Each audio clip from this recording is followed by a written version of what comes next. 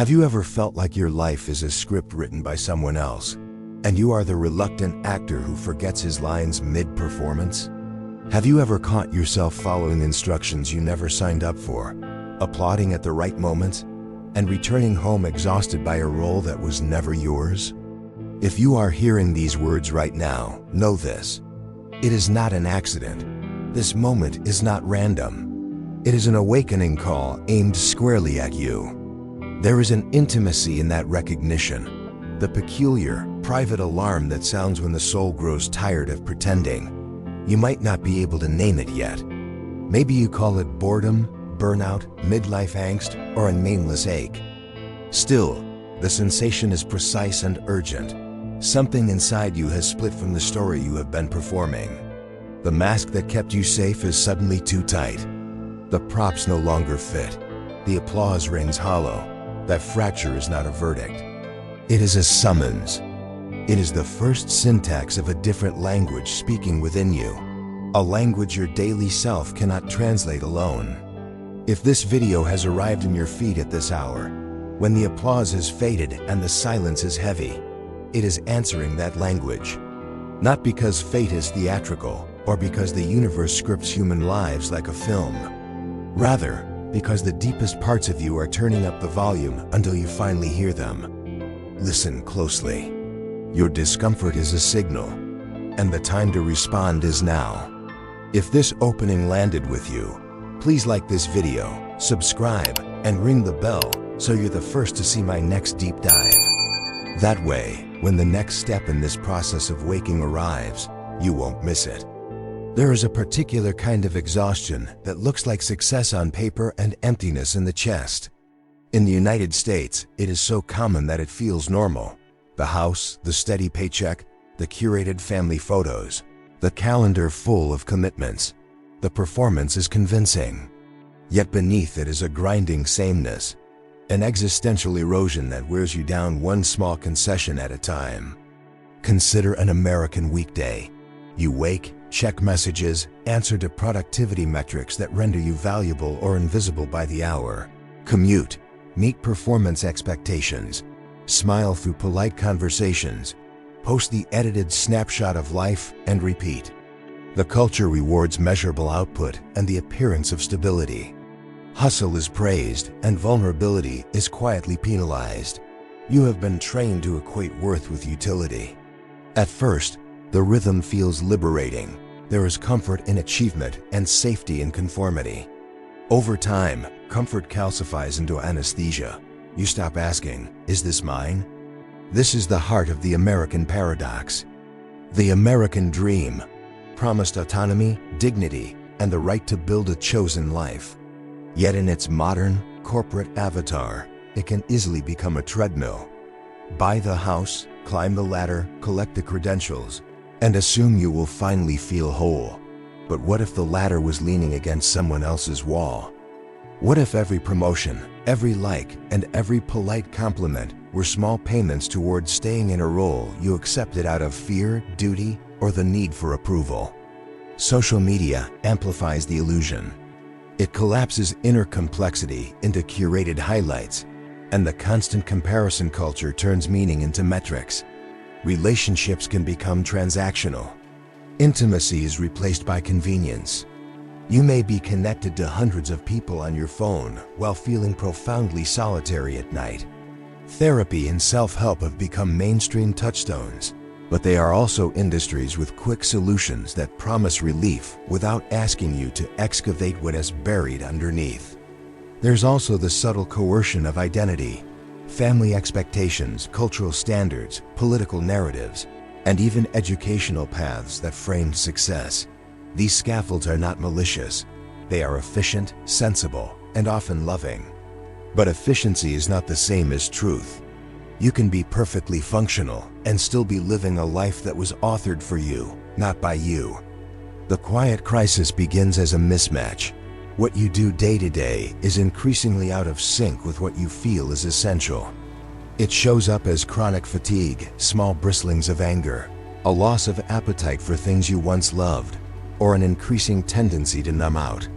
Imagine a professional who has climbed to a position of status, but now avoids candid conversations about what matters. Imagine a parent who performs the rituals of love, yet cannot remember who they were before the demands of caretaking. Imagine someone who travels for the perfect experience, but returns unchanged, as though the scenery never touched the inner weather. In all these lives, the same signature appears. The person behaves externally as if their life is successful, while an internal witness observes everything with a growing physical and moral distance. At night, you might lie awake and feel like a ghost in your own story. The mask you once wore to protect yourself has calcified into identity. The persona that served to get you through adolescence and early career now suffocates the person who wants to be known. The language you use to explain yourself, "I am busy, this is what I have to do, someone has to," functions as both shield and sedation.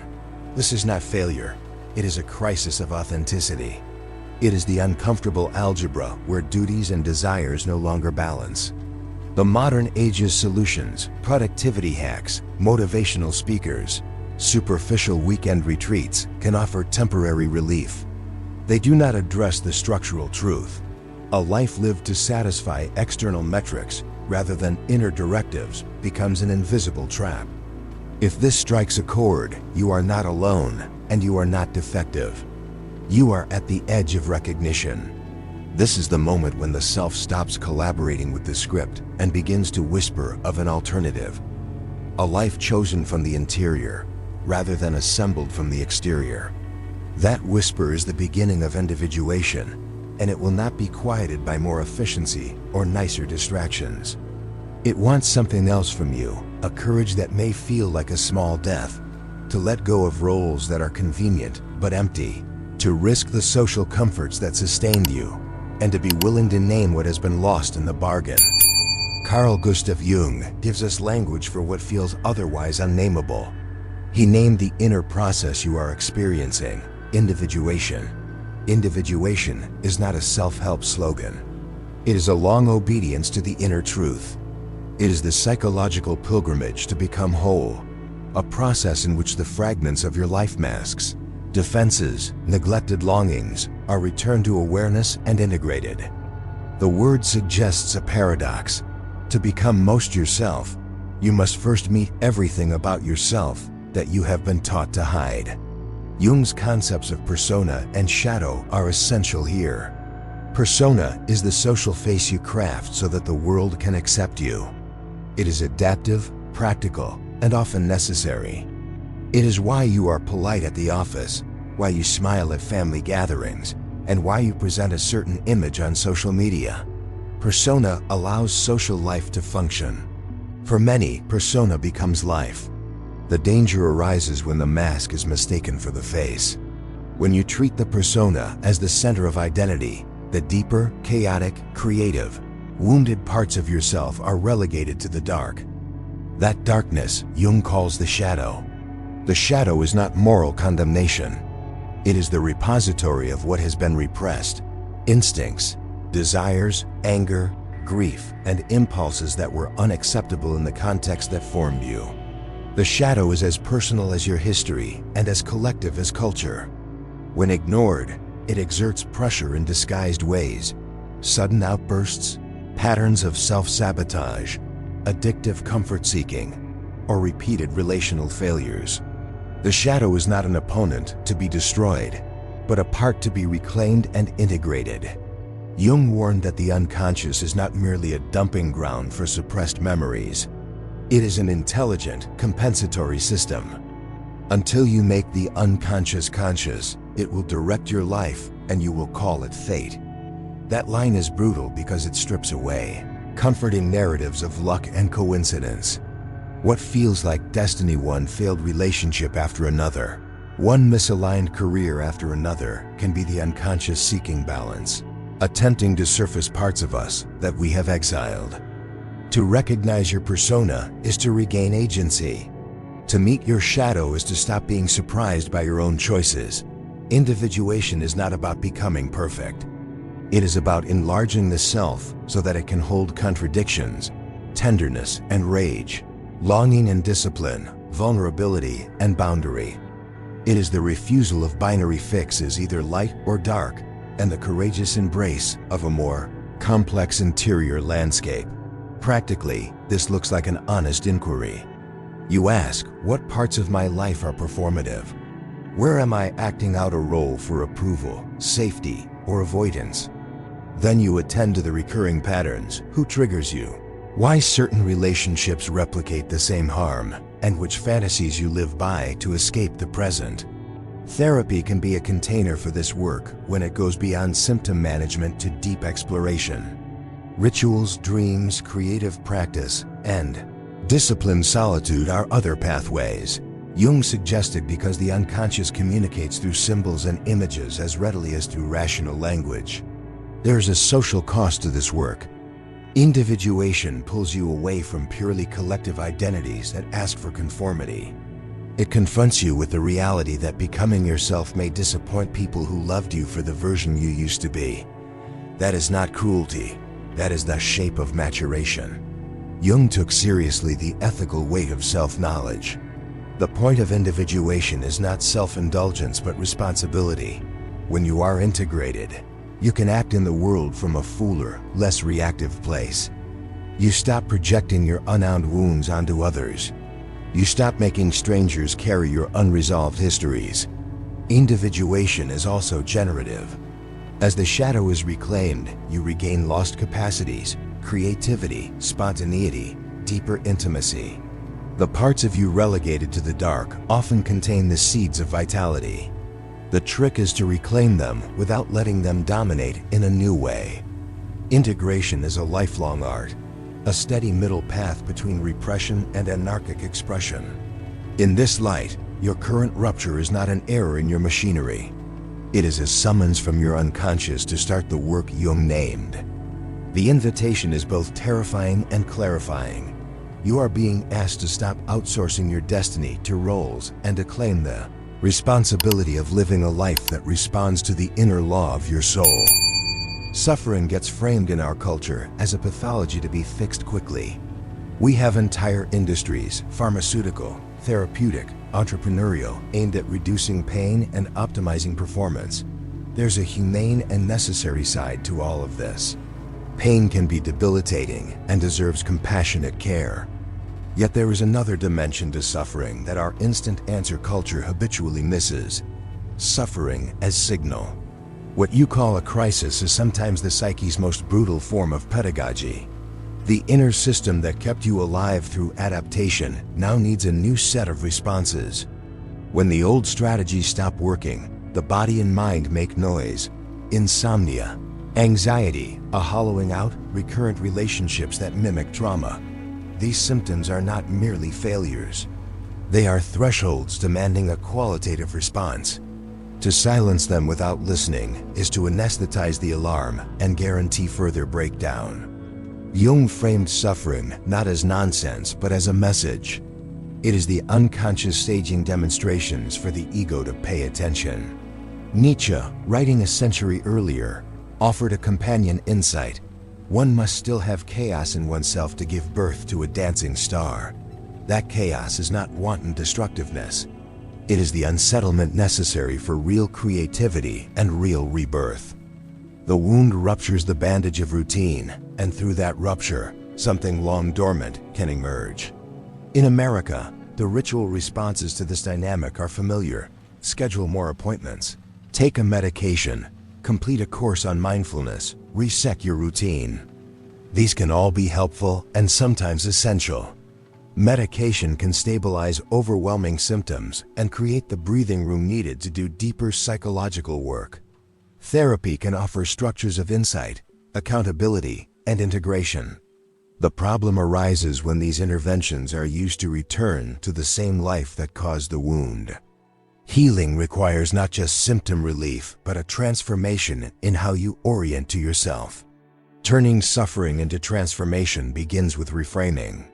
See the pain as an initiatory signal rather than a permanent state. Ask not only what to stop, but what to start. Small acts of integrity, saying no, setting boundaries, admitting an inner truth to a trusted person, dedicating time to reflection, are the practical moves of an inner revolution. rituals that name loss, grief practices that allow you to mourn the life you thought you wanted, creative work that translates inchoate longing into shape, and disciplined presence to dream life into being are essential. There will be a cost. People will question, colleagues will be puzzled, and family will worry. Transformation is not always popular. It threatens the equilibrium of systems that rely on you being predictable. But the alternative is often deeper erosion. There's a wise economic metaphor. Invest now in structural repair before the building collapses. In psychic terms, invest now in integrity before the slow freight of compromise bankrupts your interior. Suffering as awakening is not romanticization. It is realism with hope. The process is messy. There will be regressions. There will be moments of wanting the old anesthesia back. But when the work is done with attention, the result is not merely survival but a deeper aliveness. Creativity returns with surprising freedom. Relationships change from transaction to depth. Work can be reoriented so that it serves a life, not the other way around. If you feel tempted by quick fixes, ask whether those fixes are scaffolding for deeper change or just paint on a cracked wall. The healthy path is to tend to both immediate needs and deeper movement. Use medical and therapeutic tools where needed, but let them be part of a larger project, a life reclaimed from the delegation of your soul. There are moments when events conspire to feel meaningful. You open a book to a certain page, a lyric from a song lands like a sentence you needed. A stranger offers a line of advice that wounds and heals at once. A video appears in your feed at the hour. You cannot pretend everything is fine. Carl Jung called these meaningful coincidences synchronicities. He argued that the unconscious communicates through symbol and pattern, not only through private dreams, but also through public events that bear an uncanny correspondence to inner states. Synchronicity does not imply a mystical conspiracy in which the universe conspires for your convenience.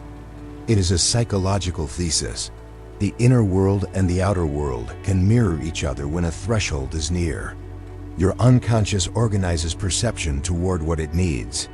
Attention sharpens, meaning accrues. Think of it like a radio tuning into a station. When the dial finds the right frequency, the music you need to hear begins to play. In practical terms, synchronicity often works through two channels. One is the internal, the sudden recognition, the dream that insists, the gut that will not be silenced. The other is external. Things begin to appear that resonate. People who know the right word. Resources that show themselves when you are ready to receive them.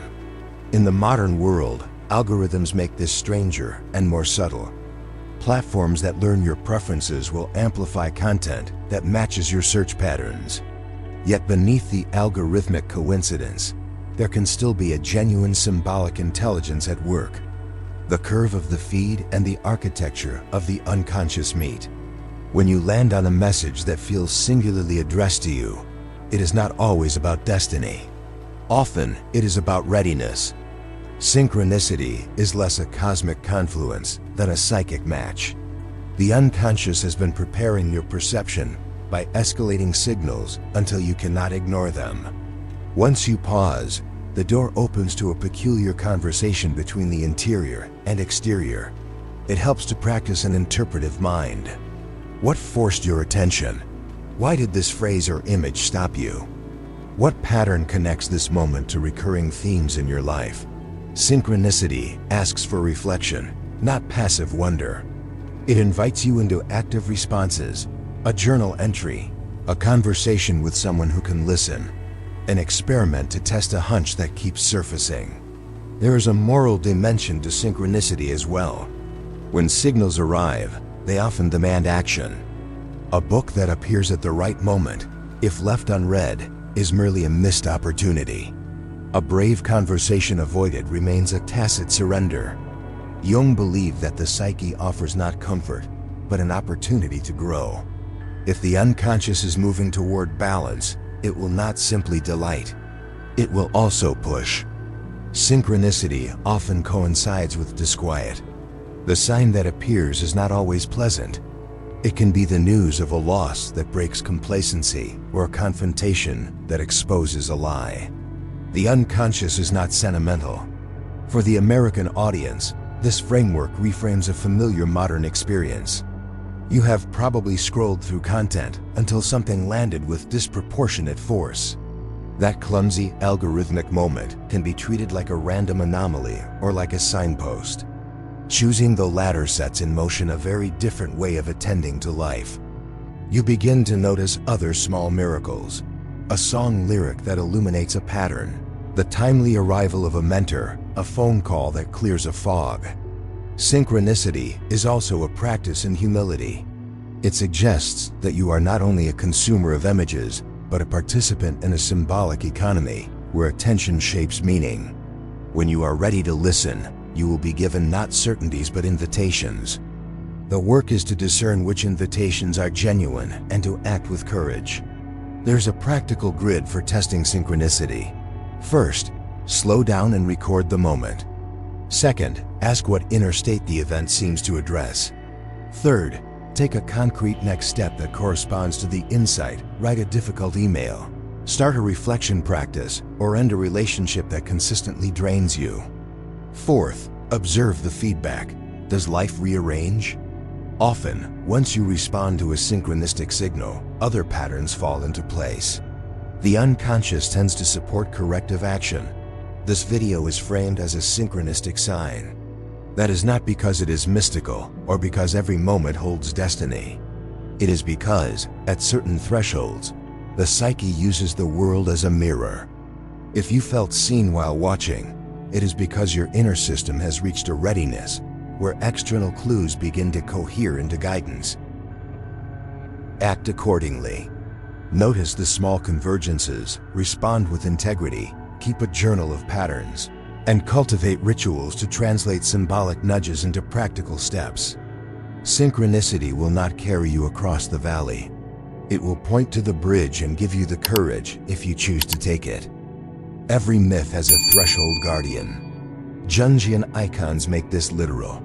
The dragon that sits on the treasure you seek is the collection of fears, attachments, and patterns that will resist change. The dragon's job is survival. It will roar warnings, summon doubts, and show you every plausible reason to stay. The leap across that threshold is not a single heroic moment, but a series of smaller courageous decisions that, together, become a new way of life. Confrontation with the shadow is the pivotal moment. As Jung wrote, the encounter with oneself is the encounter with one's own shadow. Sentence is not a metaphor to be admired from a distance. It is an instruction. Turn toward the parts you have avoided and let them speak. The shadow will come in half-truths and in projections. It will make you believe that change is selfish, reckless, or impossible. It will present loss as absolute rather than a reorientation. The leap requires acceptance of ambiguity. You will not get perfect guarantees. The house of meaning you build will demand labor and compromise. You will disappoint people who depended on your predictability. You will have to grieve versions of yourself and futures you once hoped for. Still, beyond the dragon is a different currency: authenticity, presence, and the slow satisfaction of living according to your interior compass. How do you take the leap without collapsing into chaos? Start with minimal but consistent practices. Identify the first small boundary that will rewire your life. The honest conversation you avoid, the meeting you decline, the daily practice of solitude that returns your voice. Make a plan that is sustainable. The leap is not a single dramatic exit, but a sequence of disciplined releases. Courage accumulates when you consistently choose a slightly more honest action than the one before. Emotional courage is accompanied by structural courage. If you are trapped in a role that exacts too much, create a contingency plan. Talk with a counselor about practical steps. Reallocate time. Protect solitude to make better decisions. Courage without planning often becomes spectacle. Planning without courage becomes avoidance. Together, they create momentum. Expect paradox. When you step toward yourself, you may be judged as selfish by some. yet you become more available in the ways that matter. You may seem less predictable and therefore less controllable. That unpredictability is a form of freedom. It is a reallocation of your psychic energy from pleasing others to sustainable self-creation. The dragon's tails are persuasive. You will lose everything. You will regret it. You will be abandoned. Those are real possibilities and also exaggerated fears. The truth is that you will likely lose certain privileges while gaining a depth of life that was previously inaccessible. People who love the performance may not love the person who emerges. That is painful. It is also necessary. The leap is also an invitation to community. You do not have to cross alone. There are companions, therapists, mentors, friends who understand, and small groups that practice disciplined truth-telling. Courage multiplies when witnessed, but do not mistake accompaniment for delegation. Only you can do the interior crossing. Finally, understand that the first leap rarely lands you in final freedom. It transforms the landscape so that further honest choices become possible. Each crossing reveals new layers and new dragons. The mature soul learns to greet them as teachers rather than enemies. The reward is not the absence of fear, but the ability to act despite it. No savior will arrive at your door. No external event will make you whole if you remain unwilling to do the interior work. Radical responsibility is not blame. It is the refusal to remain a passenger in your own life. You have been summoned by a fractured interior that wants integration, and the first conscious act you can take is simple and decisive. Choose. Name your intention in public at least once. Write "I choose to cross" in the comments below. Let naming be an oath to yourself. Then make the smallest plan that embodies that choice. An honest conversation, a change in schedule, a therapy appointment, a discipline of reflection. These micro-acts are the scaffolding for transformation. If this video found you in the moment you most needed it, let it be a point of departure rather than a consolation. Commit to doing the inner work. Gather a few trustworthy people around you. Use help where you need it. Keep your attention on truth rather than comfort. Subscribe to the channel for further conversations that explore Jung, Nietzsche, and contemporary practice. Leave a comment with the line that landed the hardest for you and which lesson you will carry forward. If something here struck you, share it so another person in quiet pain might find the same signal. Life truly begins on the other side of fear. If you'd like, I will now produce the video script timing, shorter narration versions for voiceover, or the next section broken down into shot-by-shot production notes.